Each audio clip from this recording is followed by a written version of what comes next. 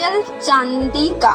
एक परिवार गांव से नए नए शहर आए। संजय मीरा काम ढूंढ रहे थे। संजय के गांव का दोस्त रमेश उसे काम दिलवा देता है। मजदूरी का काम मिलने से संजय बहुत खुश था। उधर मीरा ने सड़क के किनारे पटरी पर एक छोटा सा तंबू बनाकर उसमें अपनी गृहस्थी जमा ली थी। एक नन्ही सी बेटी लाडो, जो कि अभी 5 साल की थी, उसे कुछ समझ नहीं आ रहा था।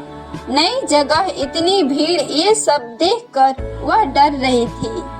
मीरा ने लाडो को अपनी गोद में बैठाया और कहा, बेटा डरो नहीं, हम शहर में आए हैं, यहाँ बहुत पैसा कमाएंगे और तुम्हें पढ़ाएंगे, अच्छे से पढ़ाएंगे। यह सुनकर लाडो ने पूछा, माँ, हमारा गांव में तो बहुत बड़ा मकान था, उसे छोड़कर यहाँ छोटे से पन्नी के टेंट में क्यों आ गए?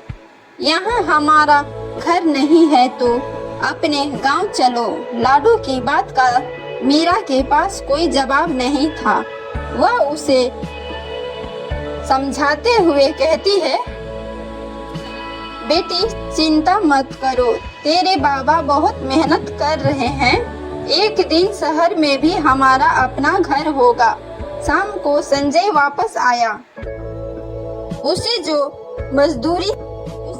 मजदूरी से पैसे मिले थे, उनसे वह खाना बनाने का सामान ले आया। मीरा ने वहीं पास में चूल्हा बनाकर खाना तैयार किया। फिर तीनों खाकर अपनी छोटे से तंबू में जाकर सोने लगे। मीरा ने संजय से लाडो की बात की। संजय ने कहा, अगर सही से काम मिलता रहा और हम कुछ पैसे बचा लेंगे तो किराए पर एक छोटा सा कमरा ले लेंगे। अगले दिन संजय काम पर चला जाता है।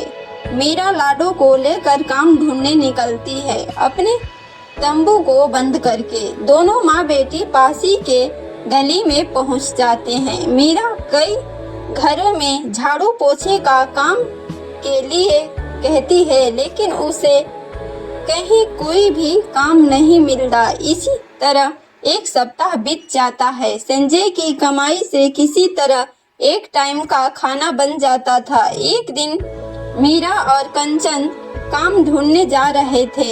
एक दुकान के आगे लाडो रुक जाती है। वह एक सुनार की दुकान थी।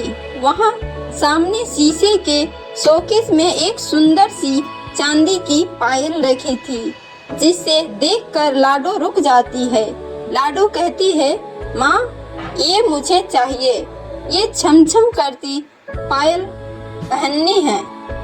मीरा उसे समझाती है, बेटा ये तो बहुत महंगी होगी, हमारे पास खाने के भी पैसे नहीं हैं, ये कहाँ से ले पाएंगे। लेकिन लाडो उदास हो जाती है। वह जिद करने लगती है। मीरा उसे किसी तरह समझाकर वापस ले आती है। शाम को लाडो बिना खाना खाए सो जाती है। मीरा संजय को सारी बात बताती है। संजय कहता है, तू चिंता मत कर, यही पास बाजार में से नकली पायल मिलती है, मैं कल ले आऊंगा। उसे क्या पता चलेगा कि ये चांदी का है या नकली है।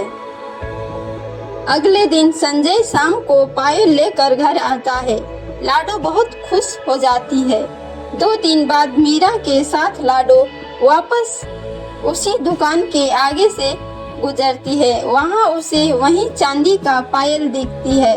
लाडो दोनों पायल को मिलाने लगती है। उस चांदी की पायल के सामने अपनी पायल उसे फीकी नजर आती है। लाडो अपनी माँ से कहती है, माँ, तुमने मुझे नकली पायल ला कर दी, असली देखो कितनी चमक रही है। मीरा ने समझाया, बेटा ये पुरानी हो गई है, वो नई है, इसीलिए ऐसा लग रहा है। लेकिन लाडो को मीरा की बात पर विश्वास नहीं होता। वह फिर से उदास होकर घर आ जाती है। शाम के समय संजय घर पर वापस आता है। संजय कहता है कि सुन, मुझे एक जगह काम मिल गया है और रहने की जगह भी, साथ ही मेरे सेठ के घर में मैंने तेरे लिए भी बात कर ली है। उनके ही घर में रहेंगे और काम करेंगे।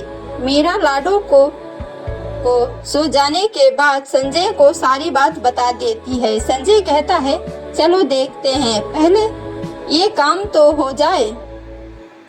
अगले दिन तीनों सेठ के घर पहुंच जाते हैं। संजय कारखाने में काम करता था और मीरा सेठ के घर में काम करने लगी थी। एक दिन लाडो बाहर बरामदे में बैठी थी।